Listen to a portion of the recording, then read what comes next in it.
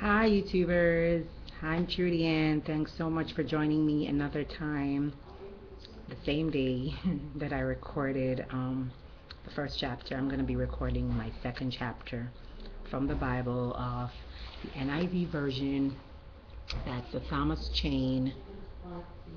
Okay, we're going to get right into the word, starting from chapter 2. I apologize if there's any interruption. I have no control over them. Please. Thank you. Thus the heavens and the earth were completed in all their vast array. By the seventh day God had finished the work he had been doing. So on the seventh day he rested from all his work, and God blessed the seventh day and made it holy, because on it he rested from all the work of creating that he had done. This is the account of the heavens and the earth when they were created. When the Lord God made the earth and the heavens, and no scrub of the field had yet appeared on the earth, and no plant on the field had yet sprung up. For the Lord God had sent rain on the earth, and there was no man to work the ground. But streams came up from the earth and watered the whole surface of the ground. The Lord God formed the man from the dust of the ground, and breathed into the nostrils the breath of life, and the man became a living being. Now the Lord God had planted a garden in the east, in Eden, and there he put the man he had formed. And the Lord God made all kinds of trees grow out of the ground, trees that were pleasing to the eye and good for food. In the middle of the garden were the tree of life and the tree of the knowledge of good and evil. A river watering the garden flowed from Eden. From there it was separated into four headwaters. The name of the first is the Pison. It winds through the entire land of Havilah, where there is gold. The gold of that land is good, aromatic. Aromatic resin and oxen are also there. The name of the second river is the Gihon. It winds through the entire land of Cush. The name of the third river is the Tigris. It runs along the east side of Ashar. And the fourth river is Euphrates. The Lord God took the man and put him in the Garden of Eden to work it and take care of it. And the Lord God commanded the man, "You are free to eat from any tree in the garden, but you must not eat from the tree of the knowledge of good and evil, for when you eat of it, you will surely die." The Lord God said, "It is not good for the man to be alone. I will make a helper suitable for him." Now the Lord God had formed out of the ground all the beasts of the field and all the birds of the air.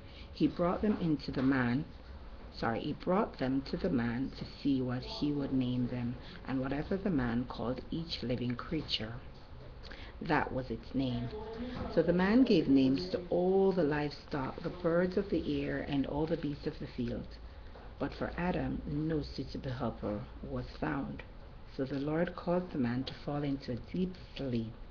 And while he was sleeping, he took one of the man's rib and closed up the place with flesh. Then the Lord God made a woman from the rib he had taken out of the man, and he brought her to the man. The man said, "This is now bone." The man said, "This is now bone of my bones and flesh of my flesh." She said, "Be called woman, for she was taken out of a man. For this reason a man will leave his father and mother and be united to his wife, and they will become one flesh." The man and his wife were both naked, and they felt no shame. Because it was a bit short, I think I'm going to start off by going into chapter 3. I hope you don't mind. Alright, so we'll continue. Now this subtitle is called The Fall of Man. Now the serpent was more crafty than any of the wild animals the Lord God had made. He said to the woman, "Did God really say you must not eat from any tree in the garden?" The woman said to the serpent, "We may eat fruit from the trees in the garden, but God did say, 'You must not eat fruit from the tree that is in the middle of the garden, and you must not touch it, or you will die.'"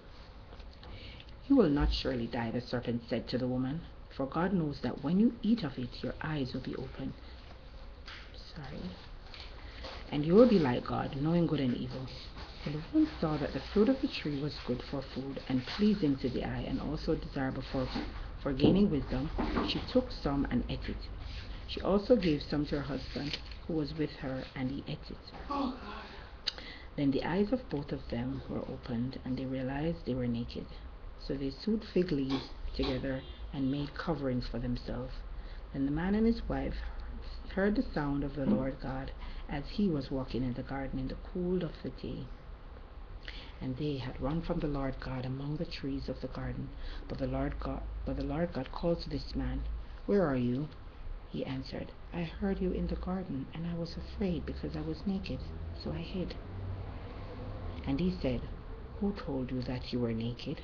Have you eaten from the tree that I commanded you not to eat from?" The man said, "The woman you put here with me, she gave me some fruit from the tree, and I ate it." Then the Lord said to the woman, "What is this you have done?" The woman said, "A serpent deceived me, and I ate it."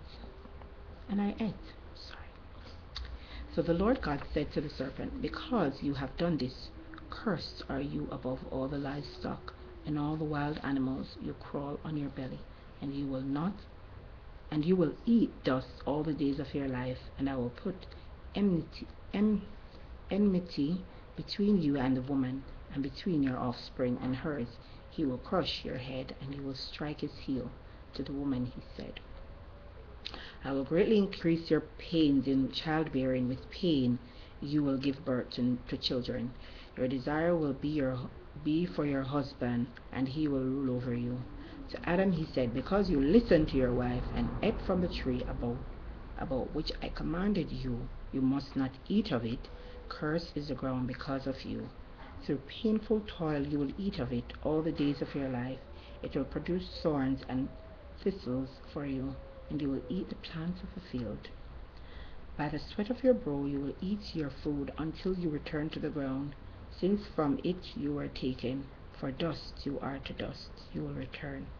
Adam named his wife Eve because she would become the mother of all living.